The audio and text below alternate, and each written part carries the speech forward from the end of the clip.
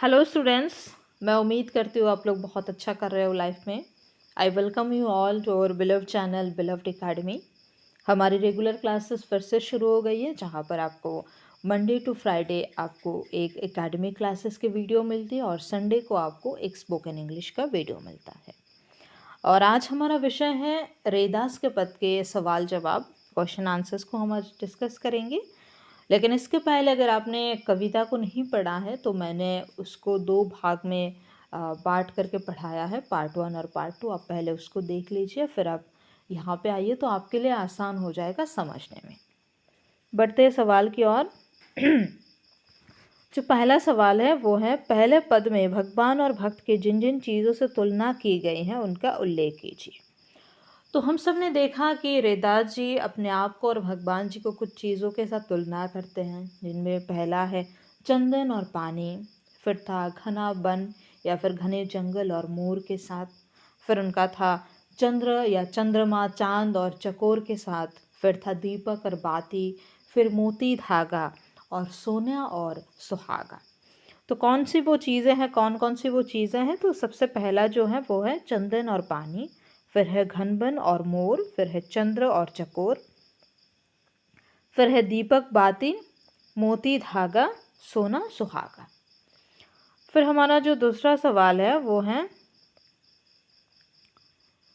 कि पहले पद की प्रत्येक पंक्ति के अंत में तोकांश शब्दों के प्रयोग से नाद सौंदर्य आया है, जैसे पानी समानी। इस पद में से अन्य तुकांश शब्द छाट करके लिखिए। तो जो पहला पद था तो उसमें बहुत सारी चीज़ों को बताया था, मतलब राइमिंग एक आई थी।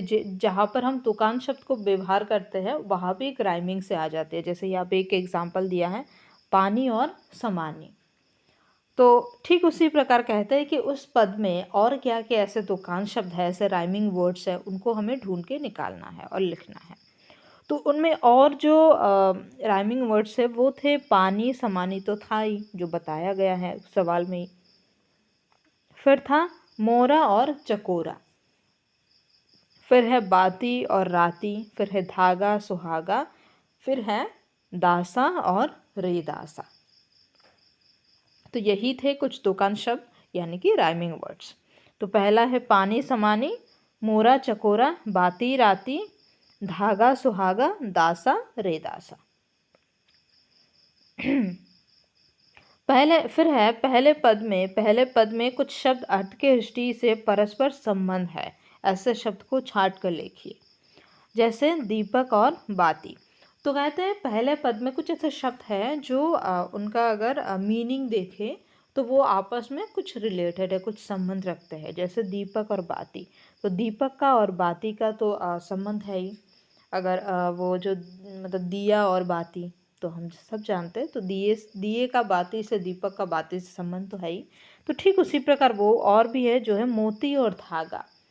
ऑफ कोर्स हम मोती कहाँ पर व्यवहार करते हैं, मतलब मोती को हमें व्यवहार करने के लिए हमें ज़रूरत होती है धागे की, तो मोती और धागा। फिर दूसरा है स्वामी और दासा।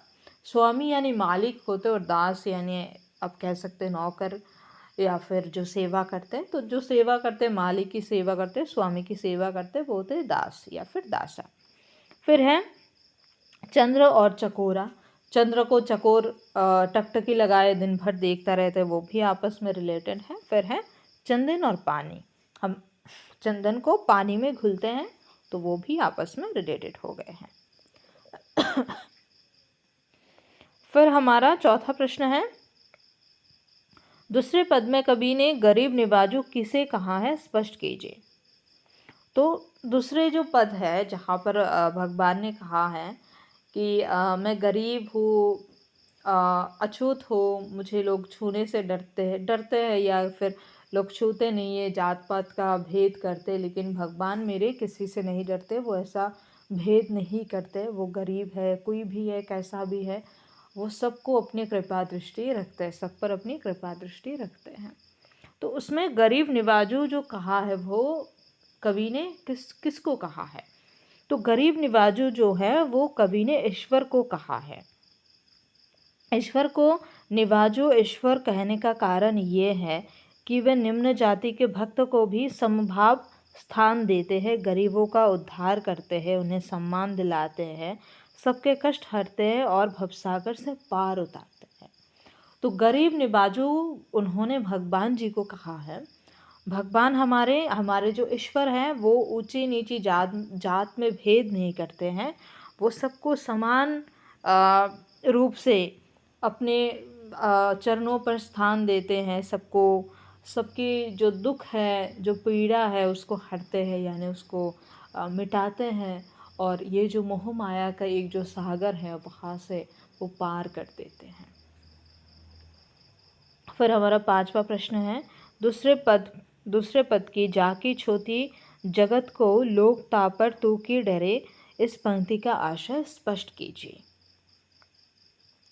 तो इस पंक्ति में जो यहाँ पे जाकी छोटी जगत को लोगो ता पर तू ही ढड़े, इसका मतलब हो गया कि लोग जात पात का भेद करते हैं, वो नीची जाति जो है उनको वो लोग सम्मान नहीं देते, वो लोग आदर सम्मान नहीं करते हैं, लेकिन भगवान जी जो है हमारे जो ईश्वर है वो हम सबका मतलब इन सबका आदर सम्मान करते हैं। तो उत्तर में भी यही कहा गया है कि इस पंक्ति का आशय ये है कि गरीब और निम्न वर्ग के लोगों को समाज सम्मान नहीं देता है, उनसे दूर रहता है या फिर उनको दूर कर देता है, परंतु ईश्वर कोई भेदभाव ना करके उन पर दया करते हैं, उनकी सहायता करते हैं, उनकी पीड़ा हरते हैं। लेकिन भगवान ईश्वर कोई भेदभाव नहीं करते, वो सब पर समान कृपा दृष्टि रखते हैं और सबकी पीड़ा को वो हरते हैं। फिर 6वां प्रश्न है, रैदास ने अपने स्वामी को किन किन नामों से पुकारा है? तो रैदास ने अपने स्वामी जी को गुसाइया, गरीब निबाजू, लाल गोविंद, हरि, प्रभु आदि नामों से पुकारा है।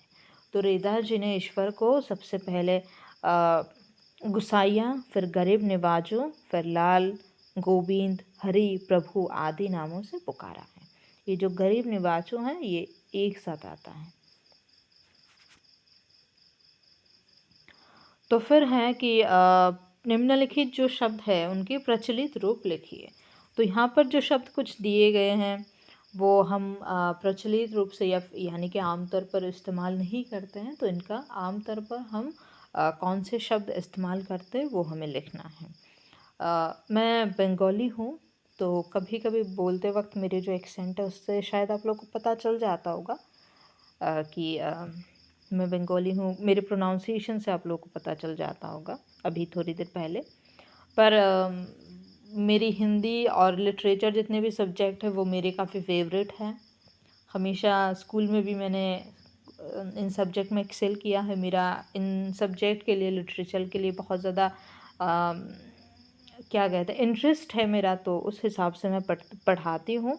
तो अगर एक्सेंट के लिए या फिर आप लोगों को कुछ भी समझना है तो आप लोग नीचे कमेंट करके बता सकते हैं। मेरे ख्याल से एक्सेंट के अलावा और कोई दिक्कत है नहीं। फिर है कि निम्नलिखित शब्दों के प्रचलित रूप लिखिए। तो प्रचलित यानी जो चलता जाता है, जो चलता होता है, आमतौर पर जो लोग बोलते रहते हैं, तो वो चीज़ों को हम प्रचलित कहते हैं। तो यहाँ पे सबसे पहला है मोरा। मोरा हम नहीं बोलते, हम बोलते हैं मोर। फिर हम चंद नहीं बोलते, हम चांद बोलते हैं। हम चंद नहीं बोलते, चांद बोलते हैं, या फिर हाँ वही। फिर बाती नहीं बोलते, हम बोलते हैं बत्ती। बत्ती, वो एक मूवी आई थी ना, बत्ती गुल कुछ करके, तो हम बाती नहीं बोलते, हम बत्ती बोलते हैं। फिर हम ज्योति, ये है ज्योति और ये है ज्योति, तो हम ज्योति नहीं बोलते, हम ज्योति बोलते हैं। मतलब जैसे आँख की ज्योति हो गई, यानी आँख का कितना पावर है, ऐसा करके। फिर बरे नहीं बोलते, हम बोलते हैं जले। फिर हम राती नहीं बोलते, हम ऑफकोर्स रात बोलते हैं। फिर हम छत्रु नहीं बोलते, हम छत्र बोलते हैं, यानी छत्र, या फिर छतरी भी आप कह सकते हैं। छतरी वही जो अम्ब्रेला है। तो मोर का हो गया, मोरा का हो गया मोर, चंद का चाँद, बाती का बत्ती, ज्योति का ज्योति, बरे का जले, राती का रात और छत्रु का छत्र। ठीक है। फिर हम जाते हैं अगले प्रश्न। हाँ, और भी 3 हैं। तो हम धरे को कहते हैं धारण। धरना, धारण करना यानी किसी को पकड़ के रखना। फिर हम छोती को बोलते हैं छुआछूत, जो ऊंची नीची जात में समाज में कई जगह पर देखी जाती है छुआछूत।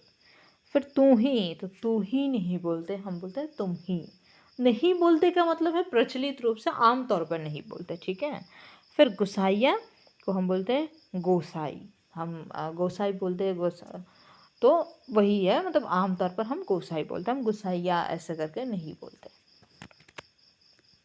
फिर है कि नीचे ये जो कुछ पंक्तियाँ दी गई हैं उनका हमें भाव स्पष्ट करना है। वैसे ज़्यादा कुछ बचा नहीं और मेरे ख्याल से हम सबको आ ही गया होगा अब तक कि क्या हो सकता है किन पंक्ति का मतलब। तो सबसे पहला जो पंक्ति है वो है जाकी अंग अंग बास समाने। तो हमने देखा था कि रेदास जी कहते हैं प्रभु जी तुम चंदन हम पानी जाकी अंग अंग बास समानी, यानी तो आप चंदन हो हम पानी हैं।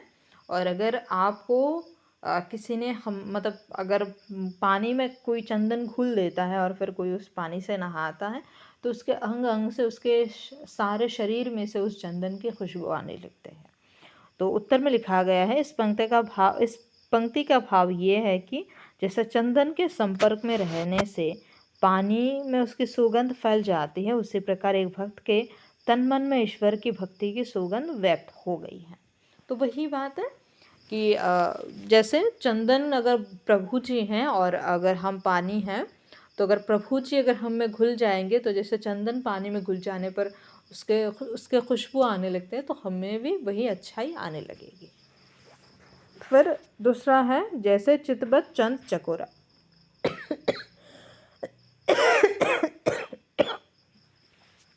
तो इसका मतलब है, इस पंक्ति का भाव यह है कि जैसे चकोर पक्षी सदा अपने चंद्रमा की ओर ताकता रहता है, उसी भांति मैं यानी कि भक्त हूँ मैं भी सदा तुम्हारे प्रेम पाने के लिए तरसता हूँ। तो वही बात है, जैसे जैसे चतुर पक्षी हमेशा टकटकी लगाए अपनी चंद्रमा को ताकता रहता है, चंद्रमा की ओर देखते रहते हैं, ठीक उसी प्रकार मैं भी या फिर मैं भक्त हूँ, मैं भी हमेशा आपको देखने के लिए, आपके दर्शन पाने के लिए तरसती रहती हूँ या फिर तरसता रहता हूँ। फिर है जाकी ज्योति बरे दिन राती। इसका मतलब ये है कि कवि स्वयं को दिए की बाती और ईश्वर को दीपक मानते हैं, ऐसा दीपक जो दिन रात जलता रहता है। तो जो हम सब जानते हैं कि वो क्या कहते हैं, दिए में एक बाती होता है और उस दिए में मतलब हम जानते हैं कि उस दिए में अगर हम तेल डालते तो ही वो बाती जो है वो जलती है। तो उसी से अगर हम भगवान को दिया बोले और अपने आप को दीपक, तो वही बात आती है कि भगवान जी का अगर हम पे आशीर्वाद रखा, कृपा दृष्टि रही तो ही हम आगे बढ़ेंगे, हम जलेंगे। जलेंगे या वो जल जाना नहीं है, मतलब आगे बढ़ेंगे, रोशनी देंगे ऐसे। फिर है ऐसी लाल तुझ बिन कौनो करे। तो इस पंक्ति का भाव यह है कि ईश्वर से बढ़कर इस संसार में निम्न लोगों को सम्मान देने वाला कोई और नहीं है, क्योंकि बाकी सब लोग जो हैं आपस में नीच जाति उच्च जाति का खेल खेलते रहते हैं। समाज में निम्न वर्ग को उचित सम्मान नहीं दिया जाता है, समाज में निम्न वर्ग को उचित सम्मान नहीं दिया जाता है, परंतु ईश्वर किसी भी प्रकार का भेदभाव नहीं करते हैं। अछूतों को समभाव से देखते हुए उच्च पद पर आसीन करते हैं।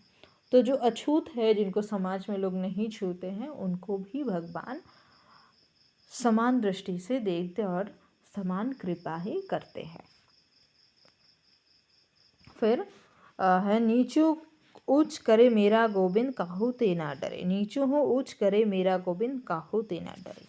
तो इसका मतलब है कि भगवान जी नीच और उच्च जाति में डरते नहीं, मतलब उच्च और नीच जाति के भेद नहीं करते और वो किसी से नहीं डरते हैं। जैसे हम इंसान कई बार कोई नीच जाति का हो तो उसको छूने से शायद डर जाए कि अगर मैंने इसको छू दिया या फिर इससे कुछ दोस्ती वगैरह कर ली तो शायद हो सकता है बाकी लोग मुझे त्याग कर दे। ऐसे बहुत सारी चीज़ें, मैं आज की बात नहीं कर रही हूँ, बहुत सारी जगह पे ऐसे होता था पहले, अभी भी शायद होता होगा, पर भगवान जी ऐसा नहीं सोचते हैं। तो यही है, इस पंक्ति का भाव ये है कि ईश्वर हर कार्य को करने में समर्थ है। वो नीच को भी ऊंचा बना लेता है। उनकी कृपा से निम्न जाति में भी जन्म लेके उपरांत भी उच्च जाति जैसा सम्मान मिल जाता है।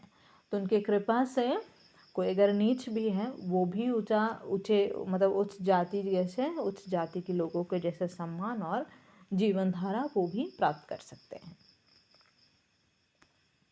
फिर है कि रैदास जी ने जो इतने सारी पंक्तियाँ लिखी हैं उनका जो भाव है वो अपने शब्द में लिखना है। रैदास के इन पदों का केंद्रीय भाव अपने शब्द में लिखिए। तो यहाँ पे जो पूरे जो कविता का सार है वो मेरे ख्याल से अब तक आप लोगों को समझ आ गया होगा। तो यही कहते कि रैदास जी पहले पद का केंद्रीय भाव ये है कि वे उनके प्रभु के अनन्य भक्त हैं। वह अपने ईश्वर से कुछ इस प्रकार से घुल मिल गए हैं कि उन्हें अपने प्रभु से अलग करके देखा ही नहीं जा सकता। तो रैदास जी अपने प्रभु के एक अनन्य भक्त हैं और वो इस प्रकार से प्रभु के भक्ति में लीन हो गए हैं, उनसे घुल मिल गए हैं कि अब उन दोनों को अलग करके देखा ही नहीं जा सकता, या फिर वो अपने आप को प्रभु से अलग करके सोच ही नहीं सकते हैं। फिर जो दूसरा पद है वो है रैदास के दूसरे पद का केंद्रीय भाव ये है कि उसके प्रभु सर्वगुण संपन्न हैं, क्योंकि ये वो सब कुछ कर सकते, दयालु और समदर्शी हैं। समदर्शी माने समान रूप से हर चीज़ को देखने वाला।